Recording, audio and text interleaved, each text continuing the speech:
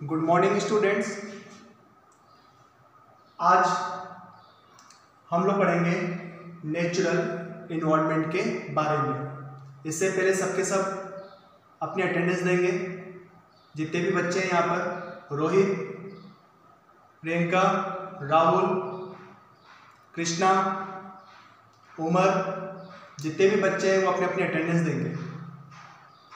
फिर हम लोग नया जो टॉपिक है आज का उसके बारे में पढ़ेंगे। परंतु इस टॉपिक को पढ़ने से पहले हम लोग कल के बारे में जो पढ़ा था उसके बारे में थोड़ा सा हम वापस से रिवाइज करते हैं कि जो नेचुरल इन्वायरमेंट है वो क्या है। हमने ये पढ़ा था कि नेचुरल जो इन्वायरमेंट है उसके अंतर्गत मानव, जीव जंतु, पेड़ पौधे आदि सभी सम्मिलित है। और इन्वायरमेंट अर्थात पर्यावरण दो प्रकार के होते हैं। एक होता है नेचुरल इन्वायरमेंट और दूसरा होता है मैन मेड इन्वायरमेंट। और आज हम पढ़ेंगे नेचुरल इन्वायरमेंट के कंपोनेंट्स, प्राकृतिक पर्यावरण के प्रमुख घटक।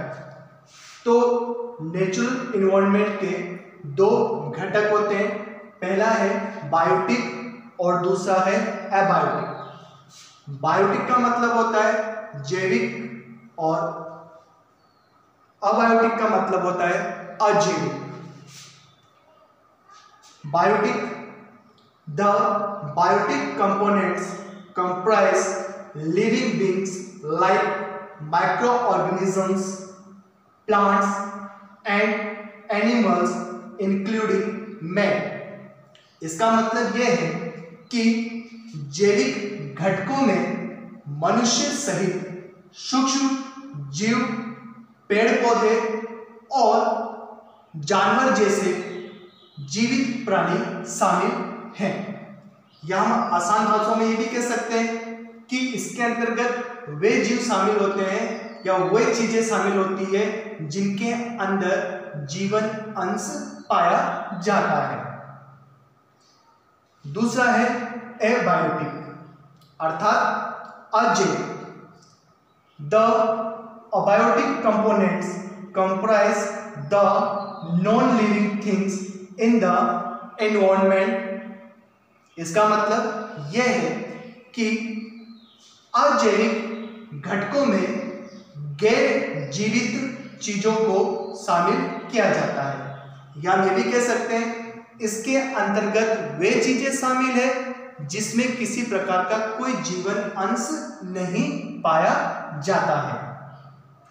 जैसे पर्वत, नदियां, पहाड़ आदि जितनी भी चीजें हैं उसमें जीवन अंश नहीं पाया जाता है, इसलिए इसको हम अजैविक तत्व या फिर घटक कहते हैं। Based on the physical state and characteristics they are divided into. इसका मतलब यह है फिजिकल स्टेट मतलब भौतिक अवस्थाओं और कैरेक्टरिस्टिक्स का मतलब होता है विशेषताओं। तो भौतिक अवस्थाओं और विशेषताओं के आधार पे एबायोटिक कंपोनेंट्स को चार भागों में बांटा गया है। First lithosphere, second hydrosphere, third atmosphere और फोर्थ है बायोस्फीयर। लिथोस्फीयर को हिंदी में हम लोग कहते हैं क्या? स्थल मंडल। सेकंड है हाइड्रोस्फीयर अर्थात जलमंडल, एटमॉस्फेयर वायुमंडल और बायोस्फीयर का मतलब होता है जीवमंडल। पहला है लिथोस्फीयर अर्थात स्थल मंडल अर्थात हमारा जो ये स्थल मंडल है इसके ऊपर जो भी घटनाएं घटित होती है, जैसे भूकंप का आना, ज्वालामुखी का उद्गार होना, जितनी भी घटनाएं हैं उन सब घटनाओं का अध्ययन हम लोग लिथोस्फीयर अर्थात स्थल मंडल के अंतर्गत करते हैं। हाइड्रोस्फीयर अर्थात जलमंडल, जलमंडल में नदी, तालाब, सागर, महासागर आदि जितनी भी चीजें हैं वो सब सम्मिलित हैं। और इस जलमंडल के अंतर्गत हम लोग जैसे महासागरों का तापमान, महासागरीय धाराएं, ठीक है, और महासागर के अंदर पाए जाने वाले जीव आदि का अध्ययन हम इस हाइड्रोस्फीयर के अंदर करते हैं। इसी तरह से थर्ड पॉइंट आता है हमारा एटमॉस्फेयर। हम धरातल से ऊपर की ओर जाते हैं तो इस ऊपर वाले भाग को हम क्या बोलते हैं? एटमॉस्फेयर। हिंदी में इसे हम वायुमंडल कहते हैं। और ये वायुमंडल जो है वो विभिन्न गैसों का क्या है? सम्मिश्रण। अर्थात जो एटमॉस्फेयर है वो किससे निर्मित है? विभिन्न प्रकार की गैसों से बना हुआ है। और इस एटमॉस्फेयर के अंदर अर्थात वायुमंडल के अंतर्गत हम लोग पढ़ते हैं कि हमारा जो वायुदाब कितना है, सूर्य से पृथ्वी की जो अनुमानित दूरी है वो कितनी है, और सूर्य का जो तापमान है वह धरातल पर कितने समय पर पहुंचता है। साथ ही साथ में चक्रवात, जितनी भी चीजें जो वायुमंडल पे घटित होती है उन सब का अध्ययन हम एटमॉस्फेयर अर्थात वायुमंडल के अंदर करते हैं।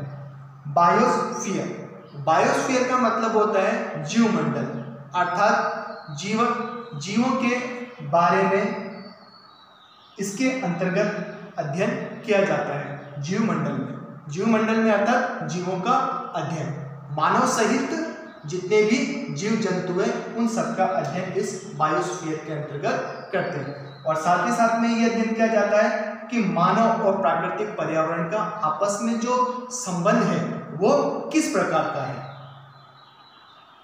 तो कल हम लोग विस्तार पूर्वक इसके बारे में ब्रीफली जो स्टडी है वो कल करेंगे कि लिथोस्फीयर, हाइड्रोस्फीयर, एटमॉस्फेयर और बायोस्फीयर के अंदर हम किन किन चीज़ों का अध्ययन करेंगे। जब तक आप लोग अभी तक जितनी भी चीज़ें पढ़ाई है बच्चों, उन सब का आप लोग बुक में से इसकी रीडिंग लगाना, और जो चीज़ आपको समझ में नहीं आए वो क्या करना है, आप लोगों को व्हाट्सएप पर लिखकर उसे भेजना है ताकि हम आपको एक एक चीज़ समझा सकें। ठीक है, तो बाकी सबके सब स्टूडेंट्स कल पढ़ेंगे ना सबके सब? हाँ, ओके।